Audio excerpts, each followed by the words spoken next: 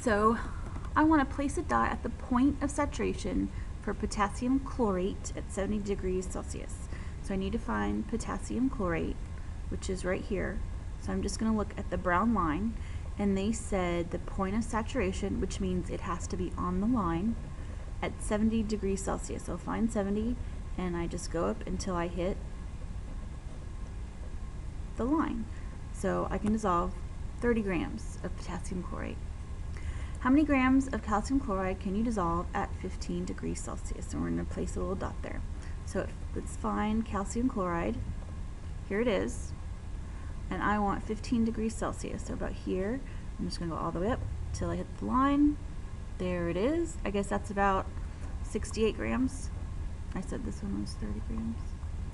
How many grams of potassium nitrate can you dissolve at 40 degrees Celsius? Place the dot.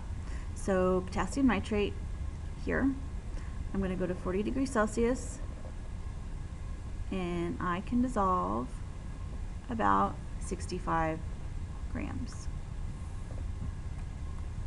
35 grams of potassium chloride is dissolved at 55 degrees Celsius. Is this solution saturated, unsaturated, or supersaturated?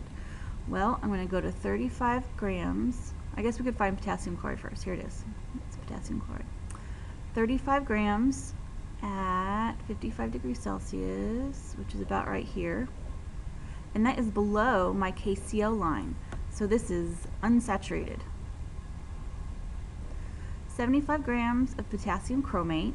This right here is potassium chromate. Is dissolved at 85 degrees Celsius. What type of solution? So 75 grams.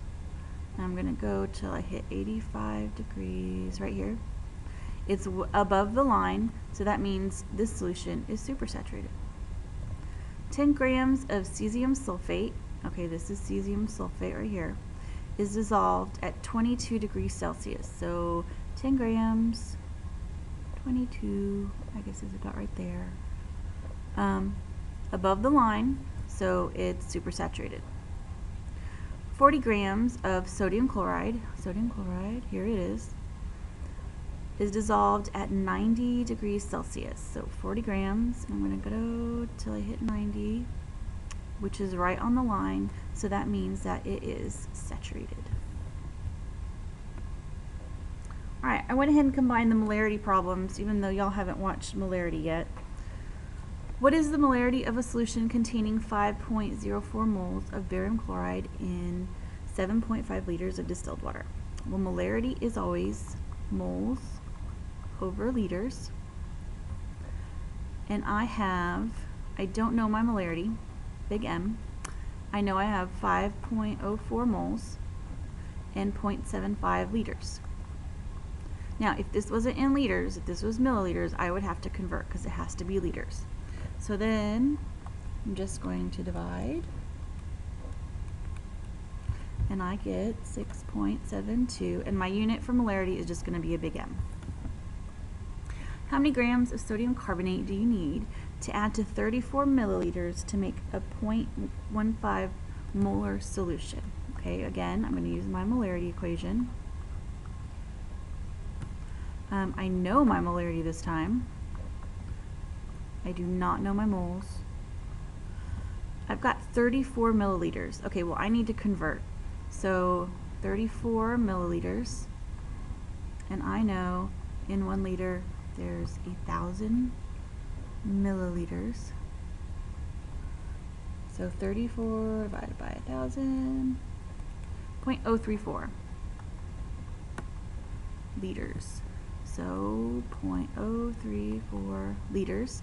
I'm trying to find moles, so I'm just going to multiply these two. And I get 0.0051 moles. But it asked for grams, so I need to convert. So I've got 0.0051 moles sodium carbonate. Na2.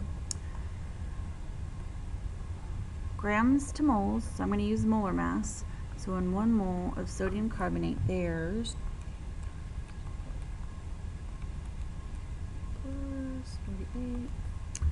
104 0.01 grams. And then I multiply 0.0051, and I get 53 grams of sodium carbonate. That's what I need in order to make this solution.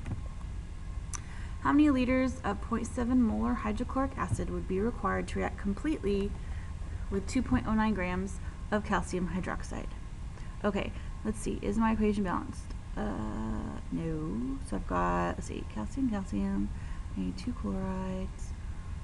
I got 4 here. Gives me 2. Okay. How many liters? So I'm going to start with what they gave me. Oh, this is a titration. Oh, well, that's okay. So 2.09 grams calcium hydroxide. I need to go to grams of hydrochloric acid. And then I can go to liters using my molarity equation. Alright, so I need my molar mass. So calcium's 40 plus, so 74 grams, I rounded, 1 mole.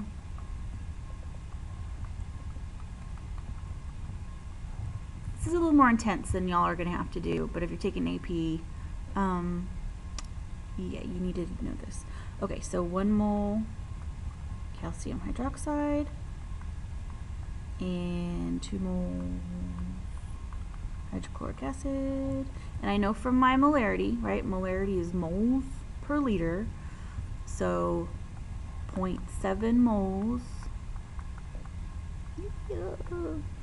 1 liter. Okay, so all this cancels, right? We're left with liters, which is what the liters of hydrochloric acid, which is what they wanted. So I'm just going to do the math. 2.09 times 2 divided by 74.7. So I'm getting, I need 0.08 liters of hydrochloric acid. So that wasn't so bad, was it?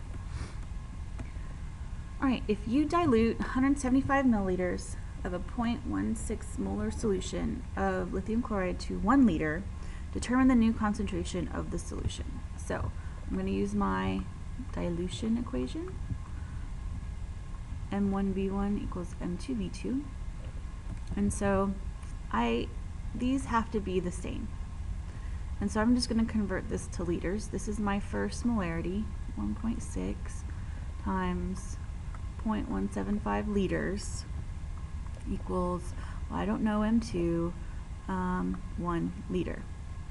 So whatever this is, 1.6 times 1, so 0.28. That's my new concentration. You need to make 10 liters of 1.2 molar potassium nitrate. What molarity would the potassium nitrate solution need to be if you were to only use 2.5 liters of it? So again, I'm going to use my dilution. That's a 1 out of T. Dilution equation. So I need to make this.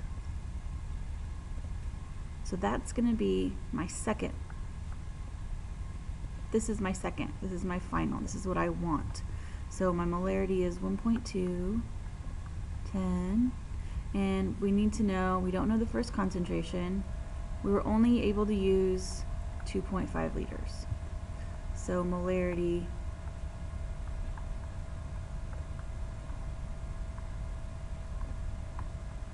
whatever that comes out to be, 1.2 times 10 divided by 2.5. So my molarity, 4.8. Big M. Alright, I hope this helped. If not, come to